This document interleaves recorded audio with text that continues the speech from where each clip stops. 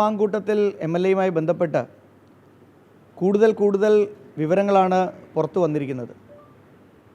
ഇതിൽ വളരെ ഗുരുതരമായിട്ടുള്ള കുറ്റകൃത്യങ്ങൾ രാഹുൽ മാങ്കൂട്ടത്തിൽ നടത്തിയിട്ടുണ്ട് എന്ന് വെളിവാക്കുന്ന ശബ്ദ സന്ദേശങ്ങളും മെസ്സേജുകളും മറ്റുമൊക്കെയാണ് പുറത്തു വന്നിരിക്കുന്നത്.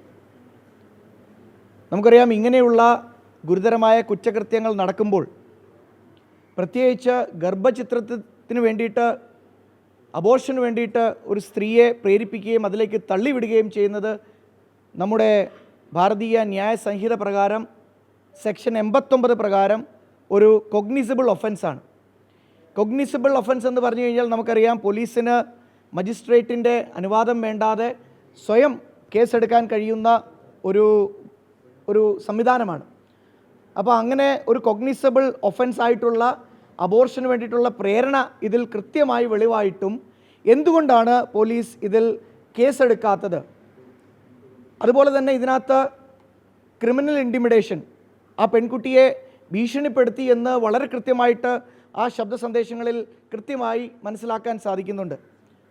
അതുപോലെ തന്നെ outraging the modesty of a woman, ഒരു സ്ത്രീത്വത്തെ അപമാനിക്കൽ, ഇതുമെല്ലാം പോലീസിന് സ്വമേധയായി കേസെടുക്കാൻ പറ്റുന്ന കുറ്റകൃത്യങ്ങളാണ്.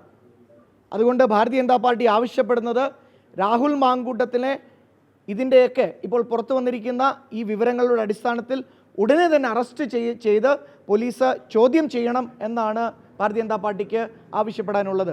എന്തുകൊണ്ടാണ് പോലീസ് രാഹുൽ മാങ്കൂട്ടത്തിനെ ചോദ്യം ചെയ്യലിന് പോലും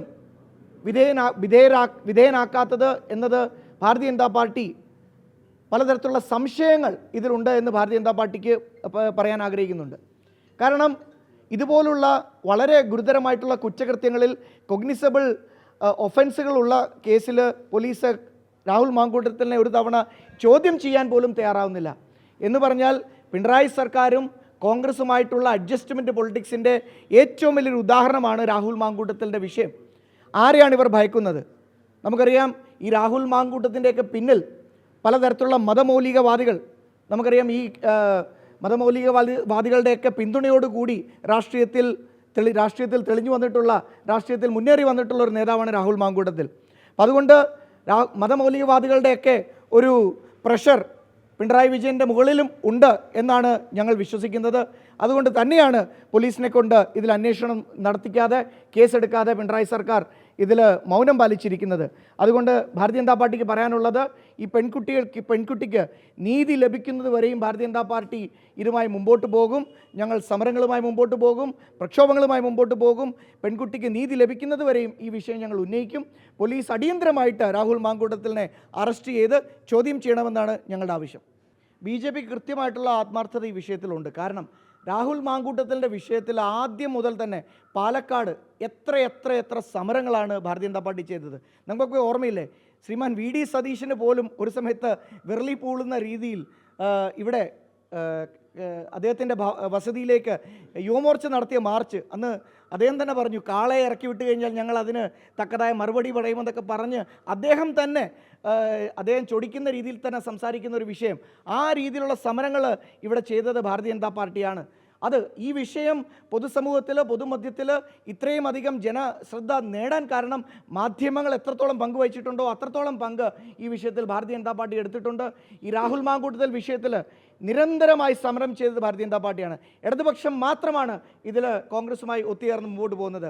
ഇപ്പോൾ തന്നെ കോൺഗ്രസ് പാർട്ടി എടുത്തിരിക്കുന്ന നിലപാട്, ഇപ്പോൾ പാലക്കാട് സ്ഥാനാർത്ഥി നിർണയം അടക്കമുള്ള എല്ലാ കാര്യങ്ങളും രാഹുൽ തന്നെയാണ് ചെയ്യുന്നത്. രാഹുലിനെതിരെ ഞങ്ങൾ നടപടിയെടുക്കുമെന്ന് പറഞ്ഞ് VD സതീശൻ ഇപ്പോൾ എവിടെയാണ്? രാഹുലിനെതിരെ ഞങ്ങൾ നടപടിയെടുത്തു എന്ന് പേരിന് വരുത്തി തീർക്കുന്ന കോൺഗ്രസ് നേതൃത്വമാണ് ഇവിടെ ഉള്ളത്.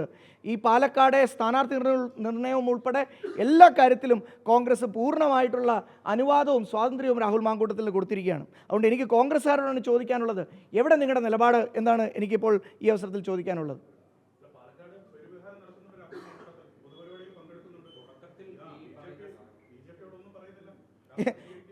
രാഹുലിനെതിരെ ഏറ്റവും അധികം സമരങ്ങളും രാഹുലിനെതിരെ ഏറ്റവും അധികം പ്രക്ഷോഭങ്ങളും പ്രതിരോധവും ഒക്കെ തീർത്തത് BJP ആണ്. കഴിയാവുന്നത്ര രാഹുലിനെ അവിടെ ഏതൊക്കെ പരിപാടിയിൽ നിന്നൊക്കെ ഞങ്ങൾക്ക് മുടക്കാൻ സാധിക്കുന്നുണ്ടോ, എവിടെയെല്ലാം തടയാൻ സാധിക്കുന്നുണ്ടോ അതെല്ലാം ഞങ്ങൾ ചെയ്യുന്നുണ്ട്. രാഹുൽ ഇങ്ങനെ ആയിരുന്നില്ലല്ലോ പാലക്കാട്, അവിടെ സ്ഥിരതാമസമായിരുന്നല്ലോ. ഇന്ന് രാഹുലിന് പാലക്കാട് സ്ഥിരതാമസം പോലും ചെയ്യാൻ സാധിക്കുന്നില്ല. വല്ലപ്പോഴും അപ്രതീക്ഷിതമായി വന്നുപോയി നിൽക്കുകയാണ് ഇപ്പോൾ രാഹുലിൻ്റെ അവസ്ഥ. വല്ലപ്പോഴുമാണ് വന്നു പോകുന്നത്. നിങ്ങൾ കണക്കെടുത്ത് നോക്കണം, ആഴ്ചയിൽ ഒരു ദിവസം മറ്റൊക്കെയാണ് രാഹുൽ ഇപ്പോൾ അവിടെ വന്നു പോകുന്നത് പോലും. കാരണം രാഹുലിന് അങ്ങോട്ട് അടുക്കാൻ പറ്റാത്ത രീതിയിൽ ഭാരതീയ ജനതാ പാർട്ടി അവിടെ പ്രതിരോധം തീർത്തിട്ടുണ്ടെന്ന് രാഹുലിനറിയാം. എന്തുകൊണ്ടാണ് രാഹുൽ അവിടെ ഇപ്പോൾ സ്ഥിരതാമസം ചെയ്യാത്തത്? രാഹുൽ സ്ഥിരതാമസം ചെയ്തുകൊണ്ടിരുന്നത് പാലക്കാടല്ലേ, അദ്ദേഹത്തിന് മണ്ഡലം പാലക്കാടല്ലേ, അവിടെയല്ലേ താമസിക്കേണ്ടത്. അദ്ദേഹം അവിടെ സ്ഥിരതാമസം പോലും ഇല്ല ഇപ്പോൾ. അതൊക്കെ ഞങ്ങൾ നേരത്തെ തന്നെ വിശദീകരിച്ച കാര്യമല്ലേ. പാർട്ടിയുടെ സംസ്ഥാന അധ്യക്ഷനും പാർട്ടിയുടെ അല്ല, ഇതിനകത്ത് ഇപ്പോൾ നിങ്ങളുടെ വിഷയം രാഹുൽ മാങ്കൂട്ടമാണോ BJP ആണോ? കാരണം ഇന്ന് ഇത്രയും ഗൗരവപരമായൊരു വിഷയം, ഇതിനെ ലഘൂകരിക്കരുത് എന്നാണ് എൻ്റെ അഭ്യർത്ഥന. കാരണം ഒരു പെൺകുട്ടിയുടെ മൊഡസ്റ്റിയാണ് ചോദ്യം ചെയ്യപ്പെട്ടിരിക്കുന്നത്. ഒരു പെൺകുട്ടി ഇത്ര ഗൗരവപരമായ വിഷയം ഉന്നയിക്കുമ്പോൾ അതിനെ ട്രിവ്യലായിട്ട് BJPയുടെ കൗൺസിലറിനെ കുറിച്ചൊക്കെ ചോദിച്ച് ഈ വിഷയത്തെ ലഘൂകരിക്കരുതെന്നാണ് എൻ്റെ വിനീതമായ അഭ്യർത്ഥന. കാരണം ഇതിൽ വളരെ ഗുരുതരമായ കുറ്റകൃത്യമാണ് ആ പെൺകുട്ടിക്ക് നേരിടേണ്ടി വന്നിട്ടുള്ളത്.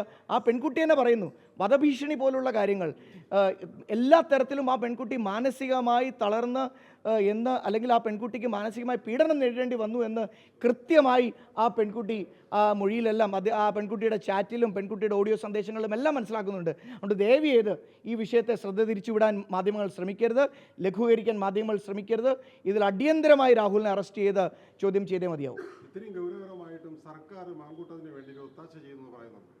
തീർച്ചയായിട്ടും ഇതിനകത്ത് എന്താ പറയുന്നത്, പേരിന് വരുത്തി തീർക്കാൻ വേണ്ടിയിട്ട് എന്തെങ്കിലും ചെയ്യുന്നതല്ലാതെ സർക്കാർ എന്തെങ്കിലും സോളിഡായിട്ടുള്ളൊരു ആക്ഷൻ ഇതിലെടുത്തിട്ടുണ്ടോ? ഞങ്ങളും അത് തന്നെയാണ് ചോദിക്കുന്നത്. എന്തുകൊണ്ട് രാഹുലിനെ വിളിച്ചു വരുത്തി പ്രോപ്പറായിട്ട് ക്വസ്റ്റ്യൻ ചെയ്യുന്നില്ല? എല്ലാ തെളിവുകളും എന്താ പറയുന്നത്, ഈ അതിജീവിതകൾ തന്നെ, ഈ വിക്ടിംസ് തന്നെ പുറത്ത് വിട്ടുകൊണ്ടിരിക്കുകയല്ലേ. ഇത്രയും കൂടുതൽ എന്താണ് വിവരമാണ് സർക്കാരിന് വേണ്ടത്? സർക്കാർ കൃത്യമായി ഒത്തുകളിക്കുന്നുണ്ട് ഈ വിഷയത്തിൽ. കാരണം ഞങ്ങൾ നേരത്തെ പറയുന്നത് പോലെ രാഹുലിനെ പോലുള്ളവരെ പ്രൊമോട്ട് ചെയ്യുന്നത് ഈ നാട്ടിലെ മതമൗലികവാദികളായിട്ടുള്ള ചില പ്രസ്ഥാനങ്ങളും ചില ആളുകളുമാണ്. അവരുടെ ഇൻട്രസ്റ്റ് പ്രൊട്ടക്റ്റ് ചെയ്യാൻ വേണ്ടിയിട്ട് തന്നെയാണ് സർക്കാർ ഈ ഒത്തുകളിക്ക് കൂട്ടുനിൽക്കുന്നത്.